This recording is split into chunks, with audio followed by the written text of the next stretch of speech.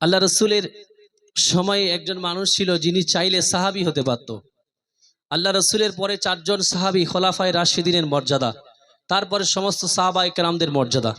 তো তিনি চাইলে সাহাবী হতে পারতেন, আল্লাহ রসুলের কাছে বায়াত গ্রহণ করতে পারতেন, কিন্তু মায়ের খিদমত করার জন্য তিনি সাহাবী হলেন না। তিনি কি করলেন? মায়ের সেবা করাটা প্রথম প্রায়োরিটি দিলেন। আল্লাহ রসুল বললেন, আমার যদি মা বেঁচে থাকতো আর আমাকে যদি আমি এশার নামাজে দাঁড়িয়ে যেতাম, আমার মা যদি একবার আওয়াজ দিত বেটা মোহাম্মদ, আমি নামাজ ছেড়ে এসে হাজির হয়ে যেতাম। নামাজ আবার পড়ে দেব, নামাজ আবার পড়ে দেওয়া যাবে। আমার মায়ের কি জরুরত, কি প্রয়োজন, সেটা আমাকে আগে দেখতে হবে। এর মানে এটা বোঝাতে চাইনি যে মা বড় নামাজ ছোট এসব বুঝতে যাবেন না। সহজ জিনিস মানুষ পেঁচিয়ে তাকে এমন ভাবে নেয়, মানুষ এখন ফিতনায় জড়াতে বেশি পছন্দ করে। সহজ জিনিসটাকে পেঁচিয়ে তার একদম গুড়িয়ে মেরিয়ে 12টা বাজিয়ে দেবে। বোঝাতে চেয়েছে মায়ের শান মান মার্তাবা কত উঁচু।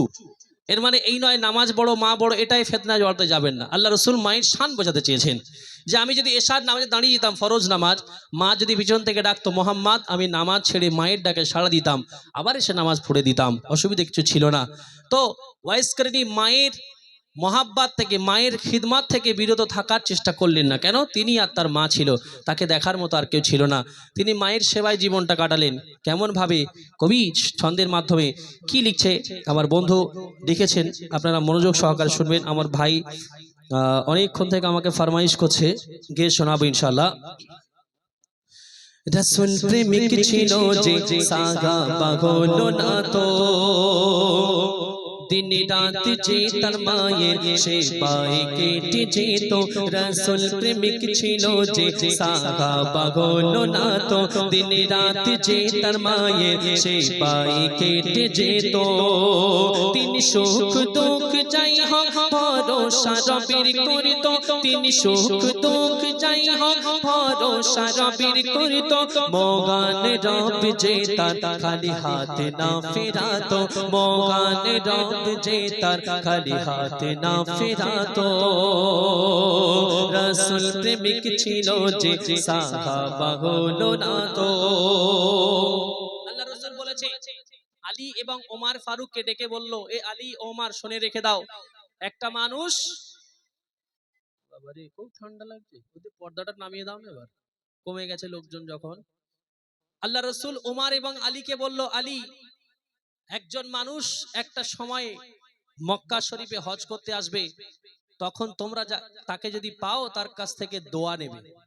তো এখন যে দুটো সাহাবীকে বলছে, আল্লাহ রসুল বললেন, আনা মদিনাতুল ইলম ও আলী ও বাবুহা, আমি হচ্ছি জ্ঞানের শহর, আলী হচ্ছে তার দরওয়াজা। এই আলীকে আল্লাহ রসুল বলছে, তুমি যখন ওই মানুষটাকে পাবে তাকে বলবে তোমার জন্য যেন হাত তুলে দোয়া চায়। আর ওমরে ফারুকের ব্যাপারে কি বলবো? দ্বিতীয় খলিফা, যাকে দেখে শয়তান 40 দিন যে রাস্তায় যেত সে রাস্তায় যেত না। এই দুটো মহান ব্যক্তিকে আল্লাহ রাসূল বলছে যে তোমরা ওয়েসকে যদি তোমরা দেখতে পাও তাকে বলবে হাত তুলে দোয়া চাইতে। বলে কেন? বলে সে মায়ের এমন খিদমত করেছিল, সে হাত তুললে আল্লাহ কখনো তার দোয়া ফিরিয়ে দেয় না। কবি ছন্দের মাধ্যমে লিখছেন, শুনুন। রাসূল বলে, আলী ওমর কথা শুনে নাও তো, রবের দেওয়া ডাকে ওয়াইস আসবে মদিনাতে। রাসূল বলে, আলী ওমর কথা শুনে নাও তো, রবের দেওয়া ডাকে ওয়াইস আসবে মদিনাতে।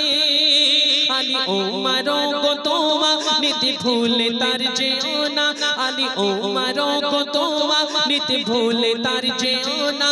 দুনিয়ায় সবই করতো তার মাকে না ভুলিত, দুনিয়ায় সবই করতো তার মাকে না ভুলিত।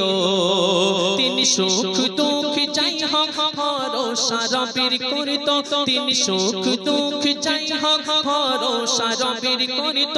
মগান রব যে তার খালি হাতে না ফেরাতো, মগান রব যে তার খালি হাতে না ফেরাতো। এখানেই আল্লাহ পাক শেষ করেননি, কি মার্তবা দিল ওয়াইস করনিকে। আল্লাহ পাক কি মার্তবা দিচ্ছে দেখুন। যখন বিচার শেষ হয়ে যাবে, জান্নাতীরা জান্নাতি, জাহান্নামীরা জাহান্নামে যেতে শুরু করবে, সব জান্নাতীদের কাতারে ওয়াইস করনি দাঁড়িয়ে থাকবে। যেতে যেতে যখন জান্নাতের দরওয়াজায় যখন গিয়ে ওয়াইস করনি হাজির হবে, তখন আল্লাহ পাক ওয়াইস করনিকে দাঁড় করিয়ে দেবে। উনি চিন্তায় পড়ে যাবে, আল্লাহ সার্টিফিকেট তো দিলে জান্নাতে চলে যাওয়ার, কিন্তু দরজায় দাঁড় করিয়ে দিলে কেন? ভয় হবে না? হবে না? হবে না? হবে না? আমরা পরীক্ষা দিতে গিয়েছি, পরীক্ষার হলে সব কাট কম দেখে আমাদের ঢুকিয়ে দেওয়ার জন্য নিয়ে গেল, দরজার গেটে যদি সবাইকে পার করে দিয়ে আমাকে দাঁড় করিয়ে দেয়, ভয় লাগবে না? লাগবে না? এটা কি কথা বলে না রে বাবা, কি জ্বালা লাগবে তো। যে কি হয়, হাফ কিলো 500 হবে। এখন ওয়াইস করনি যখন দাঁড় করিয়ে দিল, আল্লাহকে বলছে, আল্লাহ সব জায়গায় পার করিয়ে এখানে কেন দাঁড় করিয়ে দিলে? তখন আল্লাহ পাক বলছে, ওয়াইস ঘুরে দেখো, জাহান্নামী মানুষেরা যখন জাহান্নামের দিকে যাচ্ছে, ইমানদার মানুষ, বেঈমানের জন্য এটা নয়, ইমানদার মানুষ কোনো কারণে সে জাহান্নামের শাস্তি খাটতে যখন জাহান্নামে যাচ্ছে, বলছে দেখো এই সমস্ত মানুষদের দিকে তুমি তোমার আঙুলটাকে ঘোরাতে থাকো, যার যার উপরে তোমার আঙুলের ছাপ যাবে সেই সমস্ত মানুষকে আমি বিনা হিসাবে তোমার ওসিলায় তাদেরকে জান্নাতে দাখিল করাবো। সবাই বলি সুবহানাল্লাহ। তো কবি ছন্দের মাধ্যমে কি লিখছেন, মনোযোগ সহকারে শুনবেন।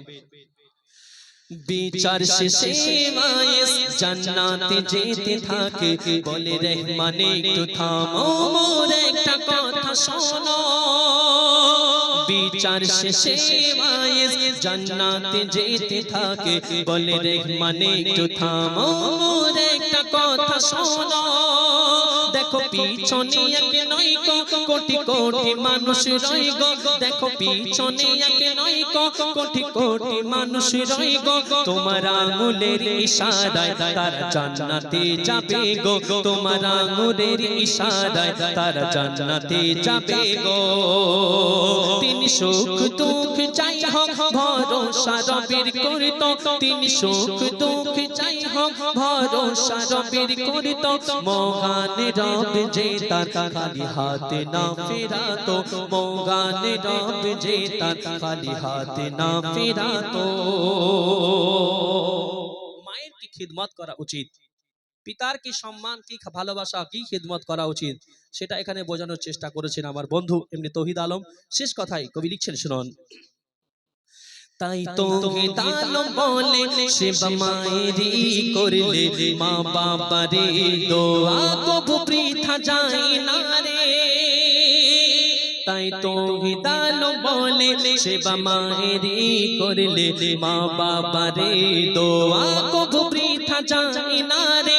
সবাই হার হালাতে মা বাপকে ভুলো না তো, সবাই হার হালাতে মা বাপকে ভুলো না তো, মায়ের দোয়া ছাড়া কি ওয়াইস ইজ্জত কি এত পেতো, মায়ের দোয়া ছাড়া কি ওয়াইস ইজ্জত কি এত পেতো।